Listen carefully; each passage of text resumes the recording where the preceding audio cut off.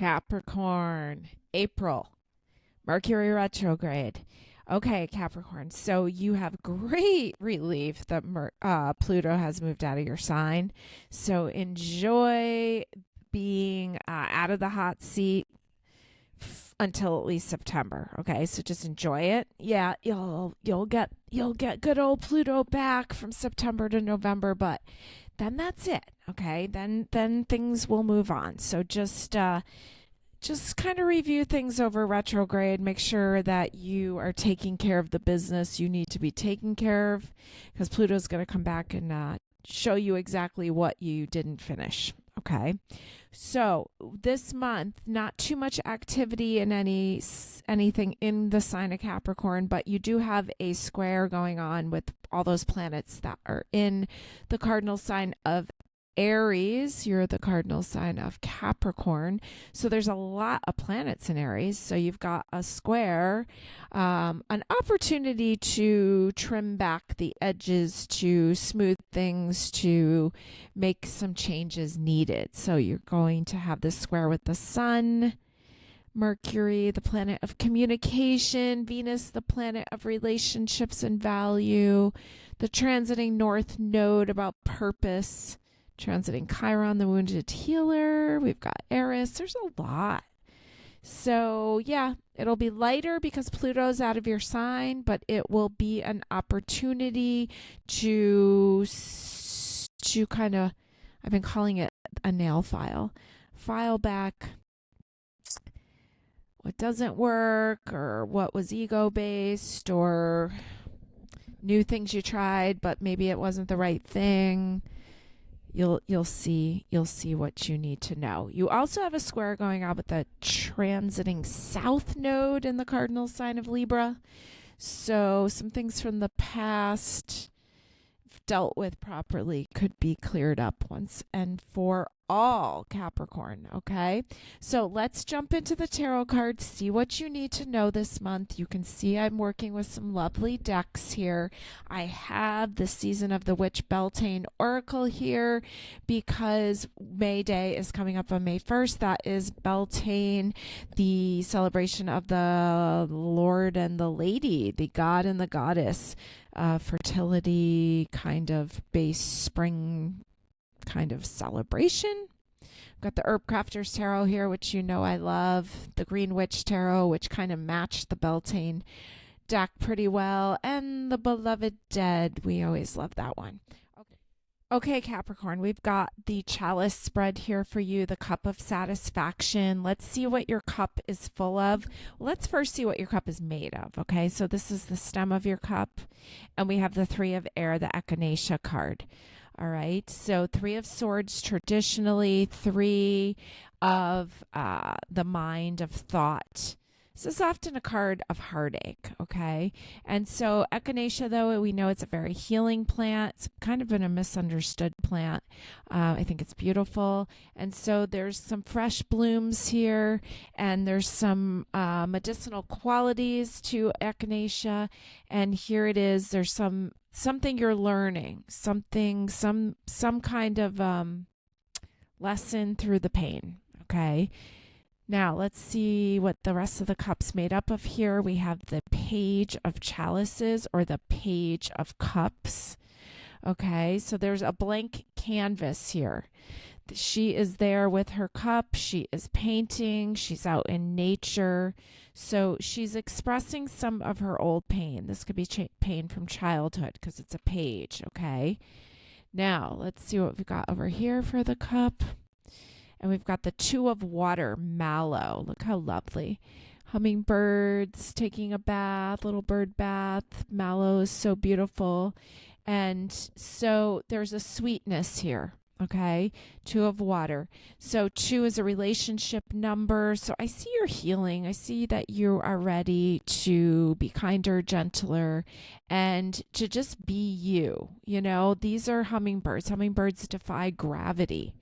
So just your healing can defy the odds, okay? You don't have to be forever succumb to the pain.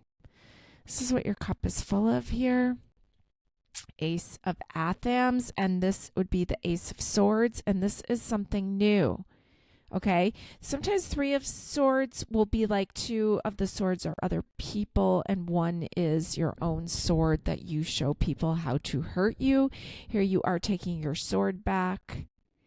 It's got dandelion. Dandelion's very healing and medicinal, and this is like now, dandelions are going to come up pretty early on. So there's a new way of thinking, okay? And there's some cuts that need to be made. Maybe you're ready to maybe let go of some people that are causing some pain or causing the same old heartache, okay? But you're ready. Now, I put a couple oracles into your cup, so let's see what you got. Love spell. Let the honey of your soul swell in the depths of love. So bad. So I think a lot of it's self-love, but I hope that if you are looking for love, you find that also. You have the addiction card. Okay, now sometimes we can get addicted to old pain, right? We know it. What's that song that says, "Hello, darkness, my old friend," right? So there can be this addiction to this way of being. It can also be an addiction to going into relationships and thinking the answer is there. Okay. So there's a little bit of that behavior. And then we have the witch card. Okay. So she's a little kid there. Okay. So the witch card, well, the witch can make magic. Let's see. Let's get a couple clarifiers here. We've got the 10 of Pentacles here with this family and this kingfisher bird there. 10 is the end of something. Okay, so I kind of think like there's this legacy maybe in your family line of addiction, of also always feeling like you have to be in a relationship, something like that. And you're ready to kind of break free from some of that and those old heartaches of that. Yeah, here's the Tower card, the Wild Hunt coming in, and it's just breaking apart. That's not going to work for you anymore. Let's see what we're replacing this old way with. Active love, self-preservation. Okay, and she looks like she's like a geisha, so she's breaking this old role. You're ready for your own self-preservation to break some of these old roles that you've been playing. And I think some of it is just in learned behavior that's been handed down. And here is the 3 of water, lemon balm. Look how soothing that looks. Okay, you are ready for the freshness, the newness. There's spring energy here. You have some opportunities to clear up some old ways. This is tea time. Okay? And I found the best way to break some habits, especially if their habit is alcohol here, is savoring tea time, I gotta tell you. Maybe a little dessert.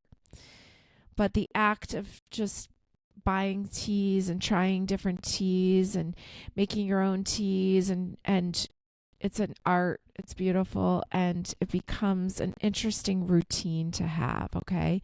So breaking some old patterns, choosing some self-care, some self-love, and then you can allow more love in also, okay? But you're ready for these changes. That's what I see going on for you this month, Capricorn.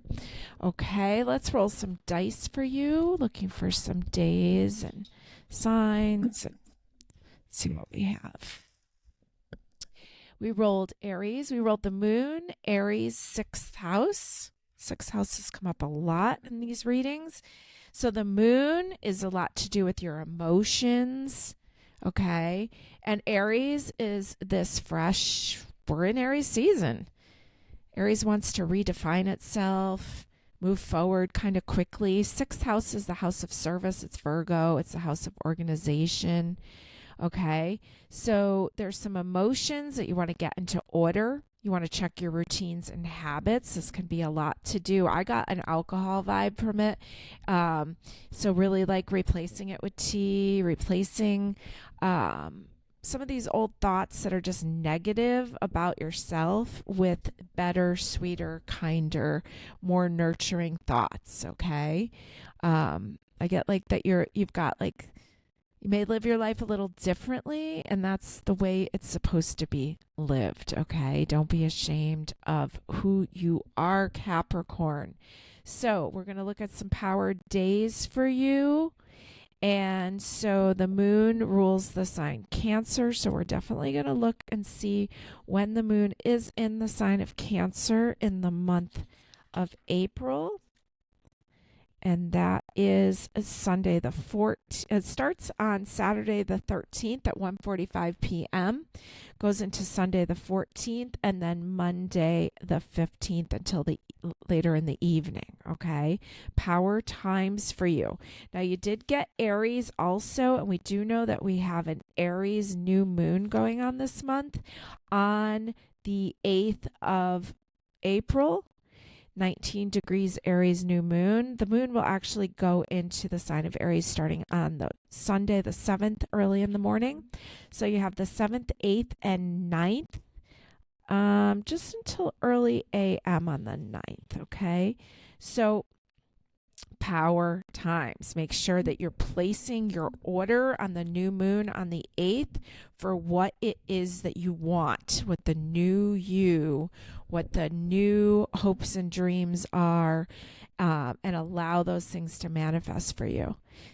Let's look and see when the moon will be in the sign of Virgo, because that also is some power days for you, and that starts on the morning of the 18th around 10:10 a.m., moving into the 19th, 20th until late in the evening, 11:08 p.m. on the 20th.